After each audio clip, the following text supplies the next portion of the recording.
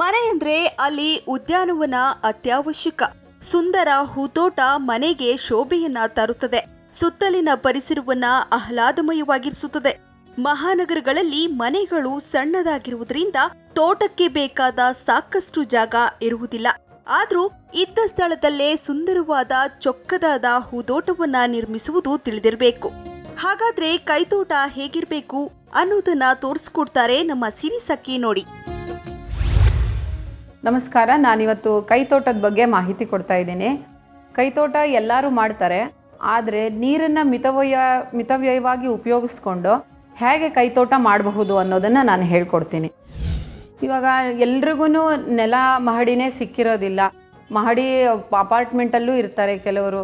ಮಹಡಿ ಮೇಲಿರೋ ಅಂಥವ್ರನ್ನ ಪಾಟ್ಗಳನ್ನು ಉಪಯೋಗಿಸ್ಕೊಂಡು ಹೇಗೆ ನಾವು ನಮಗೆ ಬೇಕಾದ ವಸ್ತುಗಳನ್ನ ಬೆಳೆಸ್ಕೋಬೋದು ಅಂತಂದರೆ, ಈ ಸಣ್ಣ ಸಣ್ಣ ಪಾಟ್ಗಳನ್ನ ಇಟ್ಕೊಂಡು ಈ ಮಣ್ಣು ಗೊಬ್ಬರ ಹೊರಗಡೆ ಸಿಗತ್ತೆ, ಕೆಂಪು ಮಣ್ಣು ಮತ್ತು ಗೊಬ್ಬರ, ನಾವು ಬಳಸಿ ಬಿಸಾಕಿದಂಥ ತರಕಾರಿ ಸಿಪ್ಪೆ ಅದನ್ನೆಲ್ಲ ಒಂದು ಕಡೆ ಇಟ್ಕೊಂಡು ಅದನ್ನು ಪಾಟಲ್ಲಿ ಹಾಕಿ ನಾವು ತರಕಾರಿಗಳು ಬೆಳೆಸ್ಕೋಬೋದು, ಹೂವು ಬೆಳೆಸ್ಕೋಬೋದು. ಇವಾಗ ಎಷ್ಟೊಂದು ಔಷಧಿ ಸಸ್ಯಗಳಿರುತ್ತೆ. ಉದಾಹರಣೆಗೆ ಅಲೋವೆರಾ ಆಗಲಿ, ಮತ್ತು ಮಜ್ಜಿಗೆ ಹುಲ್ಲು ಅಂತ ಇರುತ್ತೆ, ಲೆಮನ್ ಗ್ರಾಸ್ ಅಂತೀವಿ, ಅದನ್ನು ಟೀಗೆ ಉಪಯೋಗಿಸ್ಕೋಬಹುದು ಮತ್ತು ಸೌಂದರ್ಯ ಸಾಧಕವಾಗಿ ಬಳಸ್ಕೋಬಹುದು. ಅದನ್ನು ಅಲೋವೆರಾ ಅಂದರೆ ಎಷ್ಟೊಂದು ಉಪಯೋಗಗಳಿದೆ.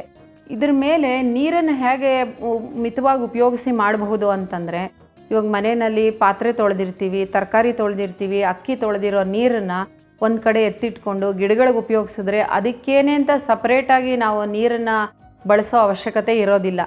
ಈ ಬಳಸಿ ಬಿಸಾಕುವಂಥ ಮೋರಿಗೆ ಸೇರೋ ಅಂಥ ನೀರನ್ನು ನಾವು ಬಳಸಿ ಕೈತೋಟನೂ ಮಾಡಬಹುದು. ನಾವೀಗ ನನ್ನ ಟೆರೆಸ್ ಮೇಲೆ ಸುಮಾರು ಪಾಟ್ಗಳನ್ನ ಇಟ್ಟಿದ್ದೀನಿ. ಆ ಗಿಡಗಳನ್ನೂ ಹಾಗೇನೆ ಬೇಜಾರಿಲ್ದಿರ ತೊಗೊಂಡು ಹೋಗ್ತೀನಿ. ವಾಷಿಂಗ್ ಮೆಷಿನ್ನಲ್ಲಿ ಬಳಸಿರೋ ನೀರನ್ನೇ ಆಗಲಿ, ಮೊದಲನೇ ಸತಿ ಸೋಪಿನ ನೀರನ್ನು ಚೆಲ್ಲಿ ಎರಡನೇ ಸತಿ ಮೂರನೇ ಸತಿ ಬಂದಿರೋ ಅಂಥ ನೀರನ್ನು ಅದನ್ನೇ ತೊಗೊಂಡು ಹೋಗಿ ಉಪಯೋಗಿಸಿ ನಾನು ಅಷ್ಟು ಸುಮಾರು ಪಾಟ್ಗಳನ್ನ ಬೆಳೆಸಿದ್ದೀನಿ ನಾನು. ಅದರಿಂದ ನೋಡೋದಕ್ಕೂ ಒಂದು ಮನಸ್ಸಿಗೆ ಸಂತೋಷ ಆಗುತ್ತೆ. ಯಾರಾದರೂ ಬಂದರೆ ನೋಡಿದರೆ ಅಯ್ಯೋ ಚೆನ್ನಾಗಿ ಮಾಡಿದ್ಯಾ ಅಂತಂದರೆ ಮನಸ್ಸಿಗೆ ಎಷ್ಟು ಖುಷಿ ಆಗುತ್ತೆ ನಮಗೂ. ಅದೊಂದು ಒಳ್ಳೆ ಹವ್ಯಾಸ ಅಂದ್ಕೊಳ್ತೀನಿ. ಹೊರಗಡೆ ಹೋಗಿ ಮಾಡಿ ನಾವು ಶ್ರಮಪಟ್ಟು ನಾವು ಎಕ್ಸಸೈಸ್ ಮಾಡೋದಕ್ಕಿಂತ ಮನೆಯಲ್ಲೇ ನಮ್ಮ ತೋಟದ ನಿರ್ವಹಣೆಗೆ ನಾವು ಒಂದು ಸ್ವಲ್ಪ ಸಮಯ ಮೀಸಲಾಗಿಟ್ಟು ಅದರಿಂದನೇ ಎಷ್ಟೋ ಕೆಲಸಗಳು ಆಗುತ್ತೆ ಮತ್ತು ಮನಸ್ಸಿಗೆ ಒಂದು ಸಂತೋಷ ಸಿಗತ್ತೆ ನಮಗೆ.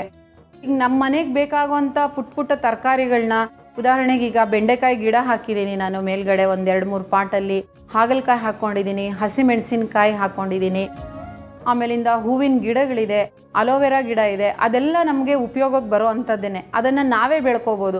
ತುಳಸಿ ಗಿಡಗಳು ಹಾಕಿದ್ದೀನಿ, ಮನೆಗೂ ತುಳಸಿ ಗಿಡ ಬೇಕಾಗತ್ತೆ. ನನ್ನ ಸ್ನೇಹಿತರಿಗೂ ನಾನು ತುಳಸಿ ಗಿಡ ಕೊಡ್ತೀನಿ. ಮತ್ತು ಮನೆ ಮುಂದುಗಡೆ ಕೆಳಗಡೆನೂ ಅಷ್ಟೇ, ಮನೆ ಮೆಟ್ಲು ಹತ್ತೋವಾಗ ಪೂರ್ತಿ ಹಸಿರು ಮಾಡ್ಕೊಂಡಿದ್ದೀನಿ. ಒಂದು ದೊಡ್ಡ ಮರದ ಸುತ್ತಲೂ ಮಣ್ಣು ಹಾಕಿ ಆ ಬೇರು ಅಲ್ಲಾಡೋ ಆ ಥರ ಆಗಿ ಮರನೇ ಬೀಳೋ ಸ್ಥಿತಿನಲ್ಲಿತ್ತು. ಅಂಥದಕ್ಕೆ ಪೂರ್ತಿ ಮಣ್ಣು ಹಾಕಿ, ಆ ಮಣ್ಣು ವೇಸ್ಟ್ ಆಗಬಾರ್ದು ಅಂತ ಅದರಲ್ಲಿ ಒಂದಷ್ಟು ಗಿಡಗಳು ಹಾಕಿ ಇವಾಗ ಮನೆ ಹತ್ತೋವಾಗ ಒಂದು ಹಸಿರು ತೋಟದ ಥರ ಇರುತ್ತೆ ನಮಗೆ. ಅಷ್ಟು ಮನಸ್ಸಿಗೆ ಸಂತೋಷ ಆಗೋ ರೀತಿನಲ್ಲಿದೆ ಮನೆ ಮುಂದುಗಡೆ. ಯಾರಾದರೂ ಬಂದವ್ರು ನೋಡಿದರೆ ಅಯ್ಯೋ ಇದು ಪಾರ್ಕ್ ಒಳಗಡೆ ಬಂದಾಗ ಆಗತ್ತೆ ಅಂತ ಮನೇಲಿ ಹೇಳಿದ್ರೆ ನನಗೆ ಎಷ್ಟು ಸಂತೋಷ ಆಗತ್ತೆ. ಅಂದರೆ ಇದೆಲ್ಲ ನಾವು ಸಣ್ಣದಾದ್ರೂ ಸ್ವಲ್ಪ ಸ್ವಲ್ಪ ಶ್ರಮ ವಹಿಸಿದ್ರೆ ಮನೇನ ಸುಂದರವಾಗಿ ಇಟ್ಕೋಬಹುದು. ಇವಾಗ ಸ್ವಲ್ಪ ನಮ್ಮ ಬಿಡುವಿನ ಸಮಯನ ನಾವು ಈ ಥರ ಗಿಡಗಳು ಬೆಳೆಸೋದ್ರಲ್ಲಿ ಉಪಯೋಗಿಸಿದ್ರೆ ಮನಸ್ಸಿಗೆ ಒಂದು ಆನಂದ ಸಿಗತ್ತೆ. ಮತ್ತು ಮನೆ ಸುತ್ತಮುತ್ತ ಹಸಿರಿರೋದ್ರಿಂದ ದೊಡ್ಡವ್ರು ಹೇಳ್ತಾರೆ ಹಸಿರು ನೋಡಿದ್ರೆ ಕಣ್ಣಿಗೆ ಒಳ್ಳೆಯದು, ಮನಸ್ಸಿಗೆ ತಂಪು ಅಂತ. ಹಾಗಾಗಿ ನೆಲನೇ ಇರಬೇಕು ಅಂತೇನಿಲ್ಲ, ಎಲ್ರಿಗೂ ಮಣ್ಣು ನೆಲ ಮಹಡಿನೇ ಸಿಗೋಕ್ಕೆ ಸಾಧ್ಯ ಇದೆ ಅಂತ ಹೇಳೋಕ್ಕಾಗಲ್ಲ. ಹಾಗಾಗಿ ಎಷ್ಟು ಜಾಗ ಇದೆಯೋ ಅದರಲ್ಲಿ ನಾವು ಆ ಪಾಟ್ಗಳನ್ನ ಬೆಳೆಸ್ಕೊಂಡು ನಾವು ಹಸಿರನ್ನ ಉಳಿಸ್ಕೋಬಹುದು. ನಾವು ಕೈ ತೋಟದಲ್ಲಿ ದೊಡ್ಡ ತರಕಾರಿ ಬೆಳೆದು ಮಾರ್ತೀವಿ ಅನ್ನೋ ಒಂದು ದೊಡ್ಡ ಉದ್ದೇಶ ಅನ್ನೋದೇನು ಬೇಕಾಗಿಲ್ಲ. ಈಗ ಸಣ್ಣದಾಗಿ ಒಂದು ಬಸಳೆ ಸೊಪ್ಪಾಗಲಿ, ತುಳಸಿ ಗಿಡ ಆಗಲಿ, ಈಗ ಮಜ್ಜಿಗೆ ಹುಲ್ಲಾಗಲಿ, ಸಣ್ಣ ಹೂವು ಆಗಲಿ ಬೆಳೆಸ್ಕೊಂಡ್ರೆ ನಮ್ಮ ಮನೆ ಮಟ್ಟಿಗೆ ದಿನನಿತ್ಯಕ್ಕೆ ಆಗೋಷ್ಟು ಖಂಡಿತ ನಾವು ಅದರಿಂದ ಲಾಭ ಪಡ್ಕೋಬಹುದು. ಇವಾಗ ತಕ್ಷಣಕ್ಕೆ ಅಂಗಡಿಗೆ ಹೋಗೋಕ್ಕಾಗ್ದಿರ ಇದ್ರೂ ಮನೆಯಲ್ಲೇ ಅದನ್ನು ಬೆಳೆದಿರೋದ್ರಿಂದ ಎಷ್ಟೋ ಅನುಕೂಲ ಆಗತ್ತೆ ನಮಗೆ. ಈ ಬಸಳೆ ಸೊಪ್ಪು ಇರೋದ್ರಿಂದ ನಿಮ್ಮ ಬಾಯಿ ಹುಣ್ಣಾದರೆ ಮಾಡಿದ್ರೆ ಅದು ಆ ಬೀಜ ನಾವೇನು ಹೆಚ್ಚು ಶ್ರಮನೇ ವಹಿಸೋ ಅವಶ್ಯಕತೆ ಇಲ್ಲ. ಅದ್ರ ಪಾಡಿಗೆ ಅದೇ ಬೀಜ ಬೀಳತ್ತೆ, ಸಸಿಗಳು ಹುಟ್ಟುತ್ತಾನೆ ಇರುತ್ತೆ. ನಾವು ಮೇಂಟೈನ್ ಮಾಡೋದಷ್ಟೇ ನಮಗೆ ಬೇಕಾಗಿರೋದು. ಈ ಸಣ್ಣ ಟೊಮೊಟೊ ಆಗಲಿ, ಹಸಿಮೆಣಸಿನ್ಕಾಯಿ ಆಗಲಿ ಹಾಕ್ಕೊಂಡ್ರೆ ಧಾರಾಳವಾಗಿ ಅದು ಕಂಟಿನ್ಯೂಸ್ ಆಗಿ ಬರ್ತಾನೇ ಇರುತ್ತೆ. ಟೆರೇಸ್ ಗಾರ್ಡನ್ ಮಾಡಬೇಕು ಅಂತಿರೋರು ಆದಷ್ಟು ಪ್ಲಾಸ್ಟಿಕ್ ಪಾಟ್ಗಳನ್ನ ಇಟ್ಕೊಳ್ಳೋದು ಒಳ್ಳೆಯದು. ಮಣ್ಣಿನ ಪಾಟ್ ಇಟ್ಕೊಂಡ್ರೆ ಅದು ಭಾರ ಆಗತ್ತೆ. ಸೊ ಆದಷ್ಟು ಪ್ಲಾಸ್ಟಿಕ್ ಪಾಟ್ಗಳನ್ನ ಇಟ್ಕೊಳ್ಬೋದು. ಇಲ್ಲ ಅಂದರೆ ನೀವು ಈ ಸಿಮೆಂಟ್ ಚೀಲಗಳಿರುತ್ತಲ್ಲ, ಆ ಸಿಮೆಂಟ್ ಚೀಲಗಳನ್ನ, ಮುರಿದೋಗಿರೋ ಬಕೀಟ್ಗಳನ್ನ, ಯಾವುದೋ ಡಬ್ಬುಗಳನ್ನಾದ್ರೂ ಇಟ್ಕೊಂಡೇ ನೀವು ಗಾರ್ಡನಿಂಗ್ ಮಾಡ್ಬೋದು. ನೀವು ಹಾಗಾಗಿ ಕೊಂಡ್ಕೊಂಡೇ ಬರಬೇಕು ಅಂತ ಏನಿಲ್ಲ. ಆದಷ್ಟು ವೇಟ್ ಕಮ್ಮಿ ಇದ್ದರೆ ಒಳ್ಳೆಯದು. ಅದಕ್ಕೋಸ್ಕರ ನೀವು ಸಿಮೆಂಟ್ ಪಾಟ್ಗಳನ್ನ ತೊಗೊಳ್ಳೋದು, ಮಣ್ಣಿನ ಪಾಟ್ಗಳನ್ನ ತೊಗೊಳ್ಳೋ ಅವಶ್ಯಕತೆ ಇರೋದಿಲ್ಲ.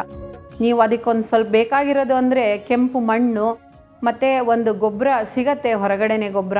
ಅದರ ಜೊತೆಗೆ ನೀವು ದಿನಾ ಉಪಯೋಗಿಸಿರೋ ತರಕಾರಿ ಸಿಪ್ಪೆನಾಗಲಿ ಮತ್ತು ಇನ್ನು ಯಾವುದೇ ಎಲೆಗಳು ಉದುರುತ್ತಲ್ಲ, ಮರದಿಂದ ಉದುರು ಎಲೆಗಳನ್ನ ಎಲ್ಲನೂ ಒಂದು ಕಡೆ ಒಟ್ಟು ಮಾಡಿ ಅದಕ್ಕೊಂದು ಸ್ವಲ್ಪ ಮಣ್ಣು ಹಾಕಿ ಇದು ಮಾಡಿದ್ರೆ ಆ ಕೊಳೆಯತ್ತಲ್ಲ, ಅದನ್ನೇ ನೀವು ಗೊಬ್ಬರದ ಥರ ಬಳಸ್ಬೋದು.